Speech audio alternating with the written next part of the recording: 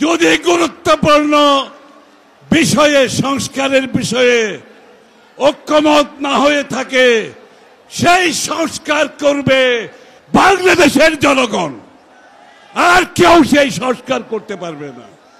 আমাদের জনগণ যেখানে ঐক্যমত হবে না, যতই গুরুত্বপূর্ণ হোক, সেই ঐক্যমত বাংলাদেশের জনগণের ভোটের মাধ্যমে, ব্যালটের মাধ্যমে গুরুত্বপূর্ণ সংস্কারের সমাধান হবে, আপনাদের মাধ্যমে হবে না। আপনারা কে এই সমস্ত স্টেটমেন্ট আর করবেন না। আর বিচারের ব্যাপারে বলছি, আমাদের মতো ক্ষতিগ্রস্ত কেউ হয়েছে? বিএনপির মতো ক্ষতিগ্রস্ত কেউ হয়েছে?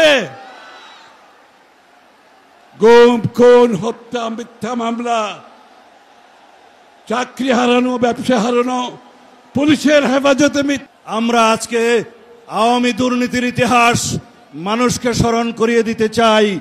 আমরা যেন পরস্পর ফ্যাসিবাদ বিরোধী গণতান্ত্রিক আন্দোলনে যেই সমস্ত শক্তি আছি তারা যেন আমরা একতাবদ্ধ হয়ে আমাদের একমাত্র শত্রু, রাজনীতির শত্রু, এই দেশের গণশত্রু শেখ হাসিনা এবং আওয়ামী লীগকে প্রতিহত করি চিরতরে। এইটাই আমাদের শপথ হোক। আর আওয়ামী লীগের ইতিহাস যদি বলতে চাই, আপনাদেরকে স্মরণ করিয়ে দেওয়ার জন্য, আওয়ামী লীগের জন্মলগ্ন থেকে আজ পর্যন্ত আওয়ামী লীগ কোনোদিন গণতন্ত্র বুঝেনি। গণতন্ত্র তারা বিলুপ্ত করেছে, স্বৈরতন্ত্রের তারা প্রতিষ্ঠা করেছে, তারা বাংলাদেশের হত্যা যজ্ঞের রাজনীতি করেছে, কখনো রক্ষী বাহিনীর মাধ্যমে, কখন রাষ্ট্রীয় সন্ত্রাসের মাধ্যমে, কখনো ছাত্রলীগ যুবলীগের মাধ্যমে। আমরা যারা গণতন্ত্রের পক্ষে সংগ্রাম করেছি, আমরা যারা আমাদের দেশনায়ক তারেক রহমানের নেতৃত্বে দীর্ঘ 15-16 বছর বাংলাদেশে ফ্যাসিবাদ বিরোধী গণতান্ত্রিক সংগ্রাম করেছি, তারা আমরা আজকে কোন দেশের নাকি এজেন্ট। নেতৃবৃন্দ, ছাত্রদল, যুবদল, স্বেচ্ছাসেবক দলের 4টি বিভাগের আমার প্রিয় সাথী সহযোদ্ধা বন্ধুরা, সকলকে আমার ব্যক্তিগত পক্ষ থেকে, আমার প্রাণের সংগঠন জাতীয়তাবাদী স্বেচ্ছাসেবক দলের পক্ষ থেকে আপনাদেরকে জানাচ্ছি রক্তিম শুভেচ্ছা, বিপ্লবী অভিনন্দন।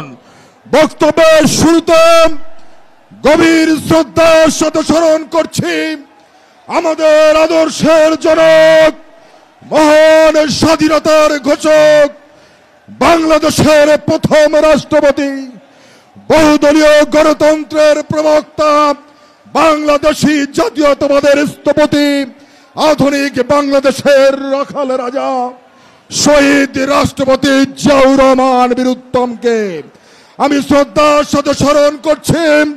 17 বছর ফ্যাসিবাদ বিরোধী আন্দোলন সংগ্রাম করেছিলেন। বন্ধুরা আমার, শহীদ রাষ্ট্রপতি জিয়াউর রহমানের প্রতি আমাদের হৃদয় নিংড়ানো শ্রদ্ধা এবং ভালোবাসা জানাচ্ছি। আমি সম্মান জানাচ্ছি আমাদের প্রিয় নেত্রী, দেশনেত্রী বেগম খালেদা জিয়াকে।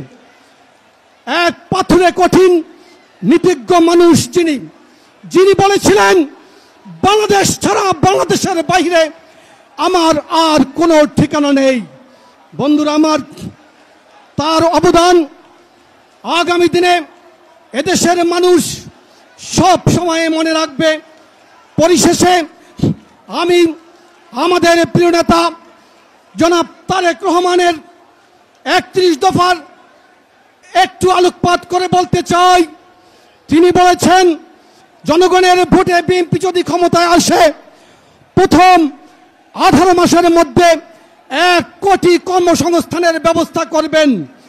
তিনি বলেননি ঘরে ঘরে চাকরি দেওয়া হবে, কারণ চাকরি পাওয়ার ক্ষেত্রে যে কোনো যুবকের মেধা, মনন আর সক্ষমতা প্রদান নির্ণয়। বাংলাদেশের অন্য যে কোনো নাগরিক ততটুকুই নিরাপদ, যাকে সাথে নিয়ে আমরা আগামী দিনে গণতন্ত্রের অভিষেক উদযাপন করার স্বপ্ন দেখি প্রিয় নেতা জনাব তারেক রহমান উপস্থিত জাতীয়তাবাদী যুবদল, স্বেচ্ছাসেবক দল এবং ছাত্র দলের শীর্ষ নেতৃবৃন্দ, মঞ্চের দুপাশে জাতীয় নেতৃবৃন্দ এবং আজকে এই পল্টনের সামনে রাজপথ নয় গোটা ঢাকা শহরে লাল, সবুজ আর হলুদ ক্যাপ পরিহিত ছাত্রদল, যুবদল, স্বেচ্ছাসেবক দলের সকল পর্যায়ের নেতা কর্মী ভাই ও বোনেরা, সবাইকে আমি আমার ব্যক্তিগত পক্ষ থেকে এবং জাতীয়তাবাদী যুবদল কেন্দ্রীয় নির্বাহী কমিটির পক্ষ থেকে জানাচ্ছি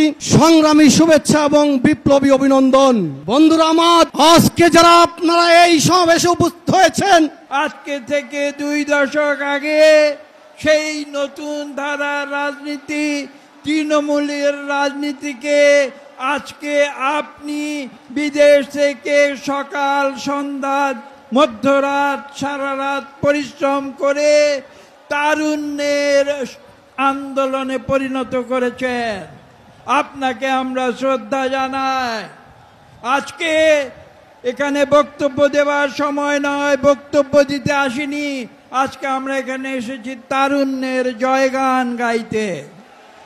আমরা বিশ্বাস করি বাংলাদেশে বিগত 1.5 দশক ধরে যে আবর্জনা সঞ্চিত হয়েছিল, যে স্বৈরাচার আমাদের দেশকে ধ্বংস করে দিয়েছিল, সেই স্বৈরাচারকে বিদায় দিয়ে এদেশে গণতন্ত্র ফিরিয়ে আনার জন্য মুখ্য ভূমিকা পালন করেছে এদেশের তরুণ সমাজ, ছাত্র সমাজ। কিন্তু ভুলে গেলে চলবে না, এই সংগ্রাম কিন্তু শেষ হয়ে যায়নি। বিগত আগস্ট এবং জুলাইতে আন্দোলনের প্রথম পর্যায়ে আমাদের বিজয় হয়েছে। আমাদের চেয়ারম্যান সাহেব আমাদের সতর্ক করেছিলেন। আমরা বলেছিলাম যে আমাদের আন্দোলন শেষ হয়ে যায়নি। প্রথম পর্যায়ের পরে যে দ্বিতীয় পর্যায়, গণতন্ত্রে উত্তরণের যে চিরদিনের যে সংগ্রাম, সেই দ্বিতীয় পর্যায়ে